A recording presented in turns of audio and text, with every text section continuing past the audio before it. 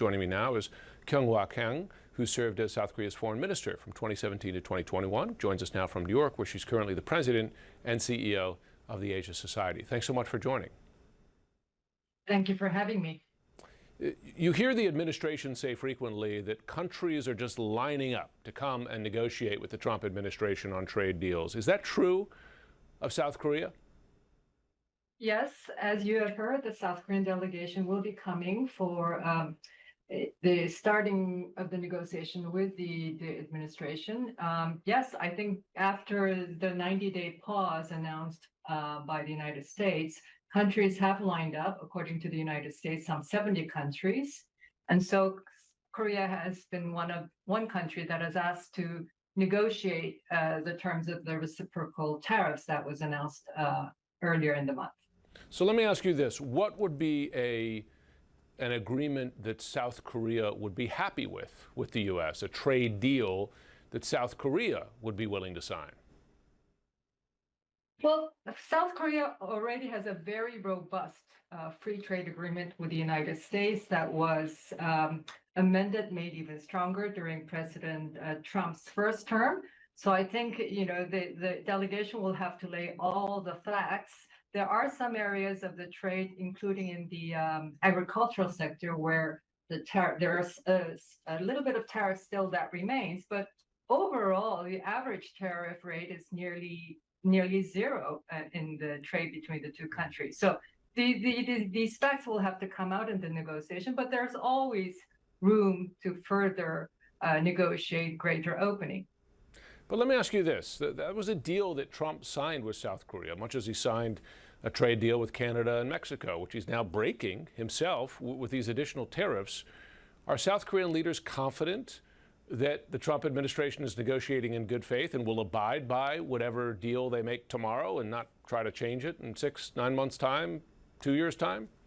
Well, we would certainly want to be assured that whatever is negotiated again this time, assured that it will stay. But of course, South Korea is in an interim period where we are headed to elect a new president on June 3rd.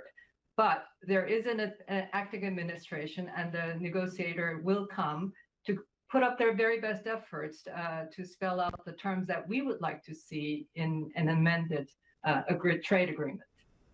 How about in terms of the national security partnership between the U.S. and South Korea? Are South Korean leaders confident that President Trump, that they could rely on the U.S. under President Trump to come to its defense? As you know, during the last Trump administration, he spoke of reducing U.S. forces on the peninsula. He paused military exercises between the U.S. and South Korea.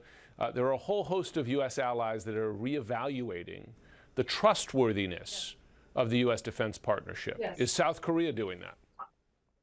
Well, I assume that the authorities currently will be doing that. I think the alliance was challenged during President Trump's terms the first around.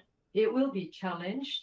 The issue of negotiating the cost of the troops stationed in Korea, I understand that it was part of the issue that the president himself raised with the Japanese delegation, who are the first in Washington to negotiate the trade deal. So yes, there will be big challenges. The cost sharing agreement will be a particularly difficult one.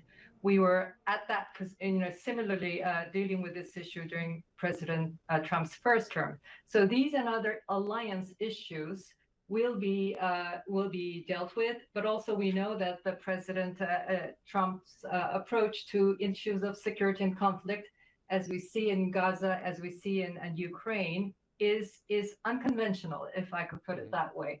And so you will have to have, as we go forward with the management of the alliance, to keep it strong, to keep the U.S. security commitment to Korea strong.